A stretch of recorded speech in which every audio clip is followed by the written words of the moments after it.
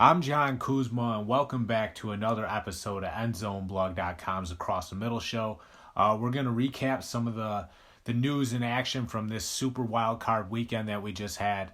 We're going to start with the Chiefs and the Steelers. So it looks like Patrick Mahomes is back to his old self, and he looked really good in that game last night against the Steelers. I think that was one of the big takeaways. He had a really nice throw down the right sideline to Demarcus Robinson. He had a nice touchdown pass to Byron Pringle.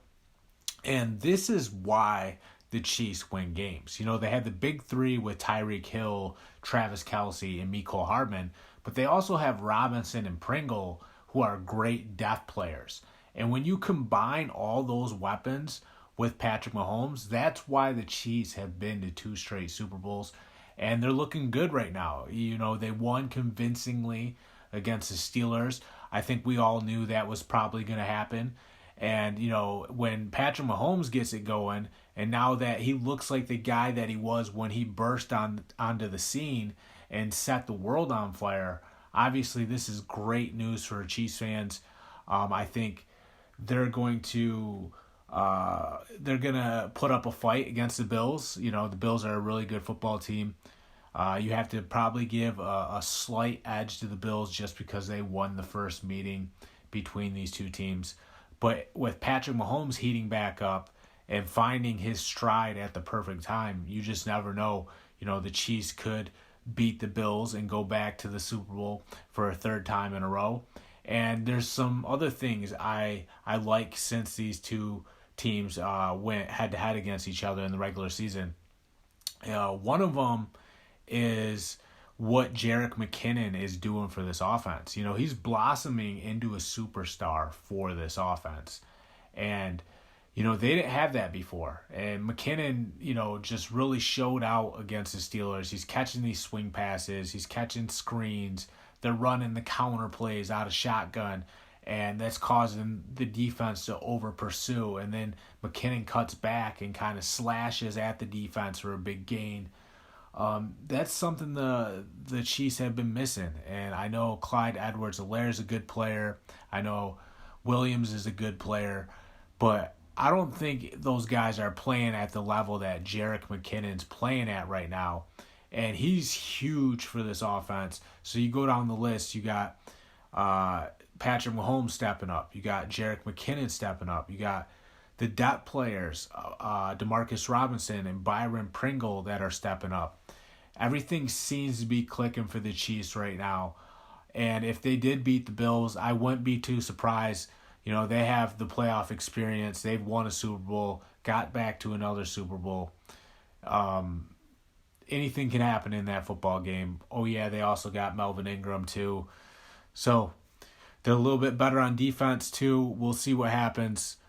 But, you know, convincing win last night for the Chiefs. And that should go a long way for their confidence. Moving on, let's talk about the big game. The 49ers upset. I guess it was upset. You know, the Cowboys were the higher ranked team. It was in Dallas at AT&T Stadium. But Jimmy Garoppolo, he does it again. And this is the second week in a row that Jimmy Garoppolo has really stepped up when the 49ers needed him to.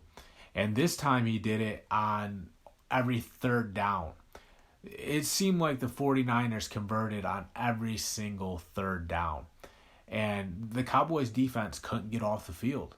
So we have to give Jimmy Garoppolo some credit because, you know, he got them to the playoffs with that big win over the Rams. And then in the playoffs against the Cowboys, goes on the road. And, you know, every time the Cowboys got him into a third down situation, it seemed like Jimmy Garoppolo found a way to move the chains. So we have to admit that Jimmy Garoppolo is clutch.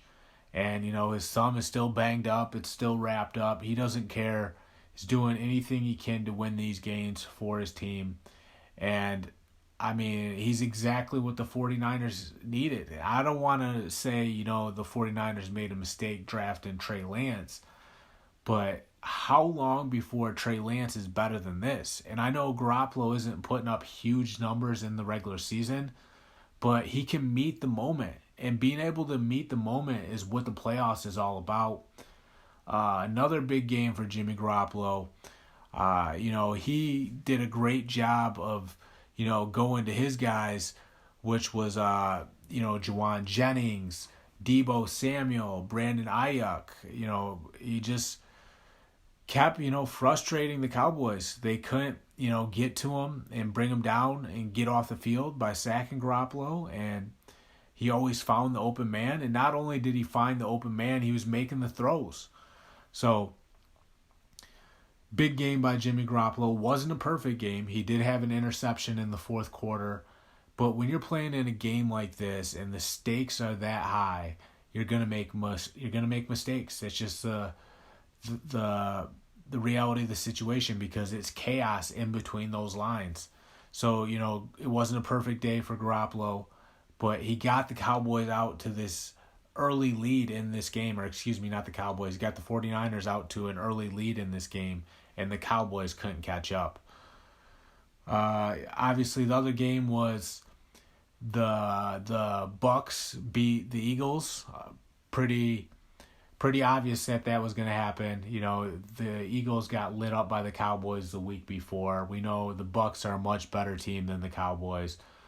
I know Jalen Hurts didn't play in that game against the Cowboys, but we knew that was going to happen. Tom Brady, gets out to a hot start while the Eagles can't get anything going. And it's another win for Tom Brady and the Buccaneers. We knew that was going to happen. And then in the other games, Josh Allen drops a bomb on the New England Patriots, Bill Belichick and the New England Patriots. And that was maybe the most convincing win of the whole entire weekend, because Josh Allen it wasn't just a bomb, it was a nuclear bomb. And there was no scheme or game plan that Bill Belichick could come up with to keep that game within reach. Josh Allen said, "That's not happening, I'm taking over," and just made a lot of big-time throws. Floated one up to Dawson Knox. Had another bomb to Emmanuel Sanders.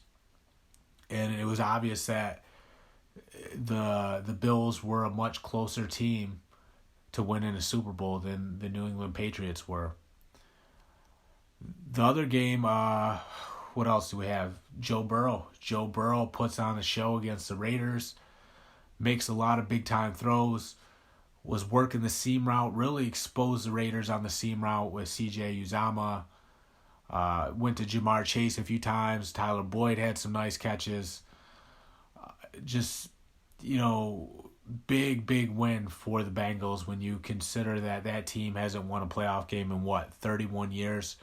And, America loves Joe Burrow. And I think it goes back to, what he did at LSU, just because we all saw what he did with the Tigers during that legendary run he had with LSU. So we're all kind of paying attention to Joe Burrow just because of the things he's done in the past. But great work by Burrow. Steps up, wins the game for the Bengals. He's the same guy he was at LSU. Processes the game so well. Sees everything pre-snap so well. And he's a cerebral guy, you can tell. He's breaking it down. He's seeing it. He knows how to exploit whatever the defense is throwing at him. He throws a great pass, or he throws a great ball, I should say. And he's a good football player. There's no denying that. That's why the Bengals are winning these games. Obviously, he's got a lot of help around him, too, with T. Higgins, Jamar Chase, Tyler Boyd, C.J. Uzomah.